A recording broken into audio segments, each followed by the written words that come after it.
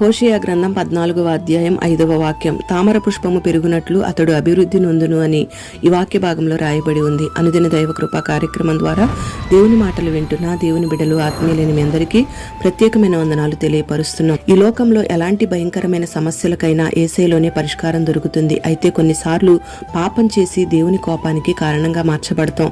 కొన్నిసార్లు దేవుని ద్వారా విశ్వాస పరీక్షలకు గురవుతాం. అయితే ఆ సందర్భంలో చాలా మంది విశ్వాసాన్ని కోల్పోతూ దేవునికి దూరమైపోతూ పరిశుద్ధమైన జీవితాన్ని కోల్పోతూ ఉన్నారు. ఆత్మీయంగా అభివృద్ధి చెందవలసిన వాళ్లే నెరసిల్లిపోతూ ఉన్నారు.